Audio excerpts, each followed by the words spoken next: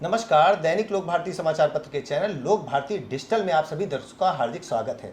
जैसा कि लोकसभा चुनाव का आगाम हो चुका है, सभी क्षेत्रों में अलग अलग युद्ध स्तर पर तैयारी चल रही है। हम लोग पहुंचे हैं कानपुर नगर में, जहां पर हमारे साथ में शिवराम सिंह जी हैं, जो जिला अध्यक्ष हैं, जो युद्ध स्तर पर तैयारियां कर रहे हैं, क्योंकि यहाँ से रमेश अवस्थी जी को टिकट देकर उतारा गया है।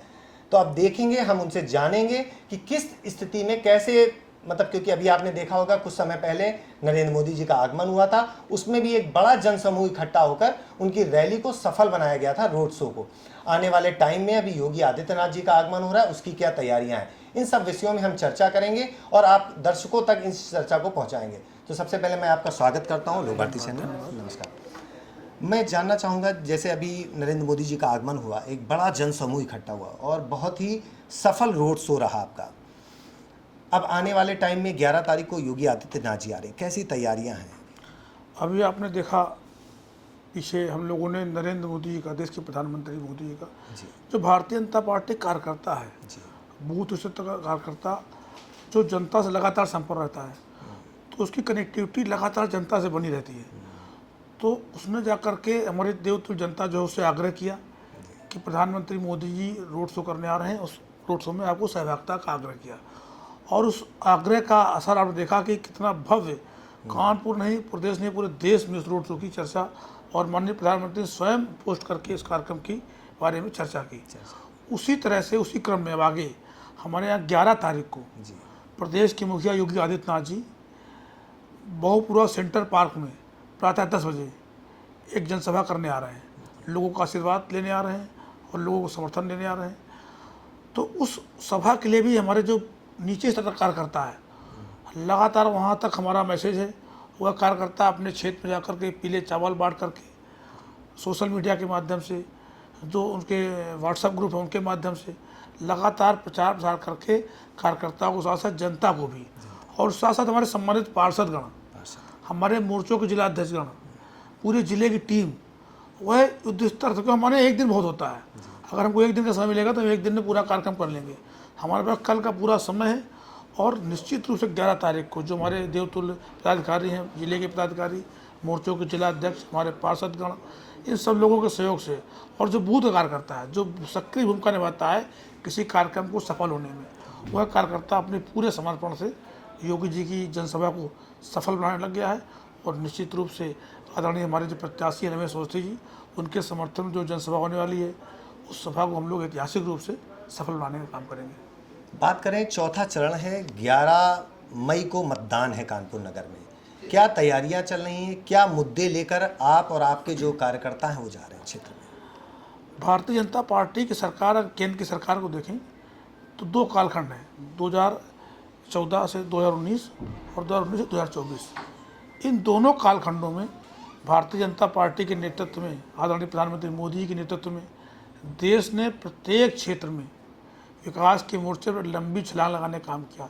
अंतर्राष्ट्रीय स्तर पर भारत का मान बढ़ा, हमारे युवाओं को रोजगार देने का काम किया, महिलाओं को नारी शक्ति वंदन के माध्यम से, आर्थिक स्वयं सहायता समूह के माध्यम से, NGOs के माध्यम से आर्थिक रूप से स्वावलंबी बनाने का काम किया, किसानों को किसान सम्मान निधि, फसल बीमा योजना के माध्यम से लाभ देने का काम किया, गरीबों को घर देने का काम किया, गरीबों को आयुष्मान कार्ड देने का काम किया।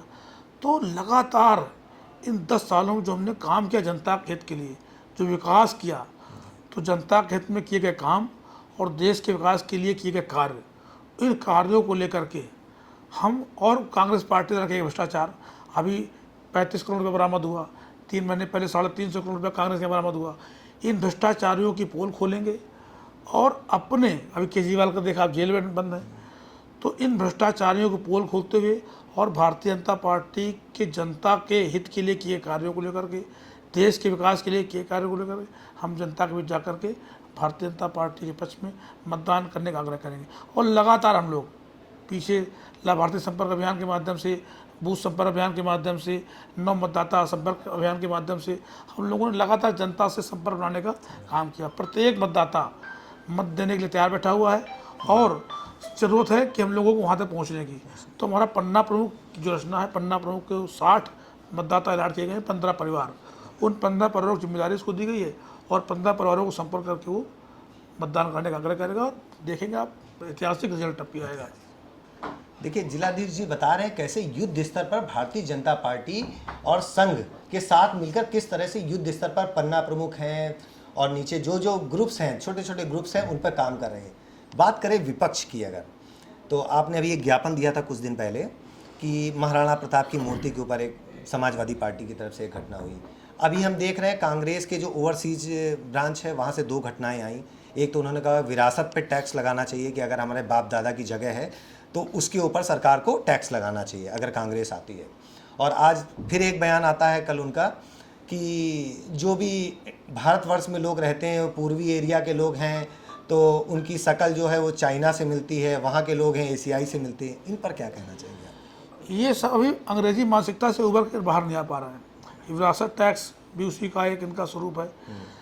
किस तरह से देश का एक आम आदमी पाई पाई जोड़ करके पैसा कमा करके बच्चों के लिए एक घर तैयार करता है, मकान तैयार करता है, तो कहाँ से उचित होगा हम अपने बच्चों के लिए घर छोड़ कर जाएँ, उस पर आधा टैक्स सरकार ले ले? ये उचित नहीं है। ये भारतीय जनता पार्टी सरकार की कहीं को मंशा नहीं है। ये कांग्रेस की विकृत सोच है और इनके पास कोई विषय तो है नहीं, विकास का कोई विषय नहीं बचा है। ये पूरी पार्टी आकंठ भ्रष्टाचार में डूबी पार्टी है। इनकी दुकान बंद करने का मोदी ने किया, भ्रष्टाचार की दुकान बंद करने का काम किया। सब जेल में है, जो जेल के बाहर जांच चल रही है वो भी जेल जाएंगे। मोदी ने कहा है पाई पाई का हिसाब लेंगे, तो ये सब डरे हुए हैं। जो मोदी एक बार बार हर मंच से बात बोल देते हैं कि हम भ्रष्टाचार की पाई पाई का हिसाब ले लेंगे, पर उसी स्टेटमेंट से खाली डर जाते हैं और सब एक हो जाते हैं कि मोदी ना आने पाएँ। मोदी जी आएंगे, उनको रोक नहीं सकता है, ये सत्य है। और उतना ही सत्य है कि पाई पाई का हिसाब भी होगा। जो भ्रष्टाचारी बचे हैं निश्चित रूप से जेल जाएंगे। इनके अनर्गल बयानों से कोई फर्क नहीं पड़ने वाला है। ये सब का कोई सोच नहीं है, इनका कोई विजन नहीं है। आने वाली 13 मई को मतदान है, मतदाताओं को आप क्या संदेश देना चाहेंगे? देश के सम्मानित मतदाताओं से, कानपुर लोकसभा और अकबरपुर लोकसभा के समस्त देवतुल्य सम्मानित मतदाताओं से आपके चैनल के माध्यम से मेरा विनम्र आग्रह है, आप लोग स्वयं आकलन करें कि विगत 10 वर्षों में देश के प्रधानमंत्री मोदी के नेतृत्व में किस तरह से विकास किया, किस तरह से योजनाओं का फ़ायदा बिना किसी भ्रष्टाचार के, बिना किसी भेदभाव के जन जन तक पहुँचाने का काम सरकार ने किया। कोई भेदभाव नहीं किया। सबका साथ, सबका विकास और सबके विश्वास को लेकर के भारतीय जनता पार्टी आगे चली और आज प्रत्येक बार खुशहाल है। मोदी ने कहा है कि हमारी सरकार गरीबों की सरकार है, हमारी सरकार युवाओं की सरकार है, हमारी सरकार महिलाओं की सरकार है, हमारी सरकार किसानों की सरकार है। तो हमारा विनम्र आग्रह है कि अगर हम लोग देश को आगे बढ़ाना चाहते हैं और अपने राष्ट्र का विकास चाहते हैं और हम सनातन धर्म को अगर आगे ले आना चाहते हैं, जो आज सनातन धर्म पर संकट खड़ा करने का काम इन लोगों ने किया है, राम के अस्तित्व पर सवाल खड़ा करने का काम किया है, कृष्ण के अस्तित्व पर ये लोग सवाल खड़ा कर रहे हैं, वंदे मातरम गाने पर ये लोग परहेज कर रहे हैं, भारत माता को डायन कह रहे हैं और इन लोगों से देश को बचाना है, तो हमें निश्चित रूप से एकजुट होकर के भारी संख्या में मतदान करना होगा और मतदान भारतीय जनता पार्टी के पक्ष में करके मोदी जी को तीसरी बार प्रधानमंत्री अवश्य बनाना होगा। नहीं हमारे देश के विरासत पर संकट आ जाएगा। ये देश पुनः उसी तरह चला जाएगा जहाँ भ्रष्टाचार होता था, जहाँ अराजकता होती थी, जहाँ गुंडागर्दी होती थी। इसलिए हमें देश को अगर आगे बढ़ाना है और समाज के सभी लोगों को लेकर एक साथ चलना है, तो निश्चित रूप से आप सभी लोगों से मेरा विनम्र आग्रह आपके चैनल के माध्यम से कि भारतीय जनता पार्टी के पक्ष में मतदान करें और प्रत्याशी को भारी बहुमत से रमेश अवस्थी को और देवेंद्र सिंह भोले को, कानपुर से रमेश अवस्थी और अकबरपुर से देवेंद्र सिंह भोले को विजय बनाने का काम करें। यही मेरा आपके चैनल से मतदाताओं से विनम्र आग्रह है। तो हमारे साथ शिवराम सिंह जी थे, जो जिला अध्यक्ष हैं, जो युद्ध स्तर पर तैयारी कर रहे हैं। उन्होंने संदेश दिया है कि योगी आदित्यनाथ और मोदी जी की सरकार को मिलाकर चलाना, डबल इंजन की बात हो रही है, 400 पार की बात हो रही है। तो आने वाली 4 जून को हम देखेंगे परिणाम कैसे आते हैं। और 13 मई को मतदान के लिए उन्होंने सभी को किया है कि बड़ी संख्या में मतदान करें। मतदान करने के पहले सोचें समझें कि आप किसको मतदान करने आ रहे हैं, देश हित में मतदान करें। अब देखना होगा 4 जून को क्या परिणाम आते हैं। संस्कार मिश्रा के साथ शिशिर अवस्थी, कानपुर, उत्तर प्रदेश।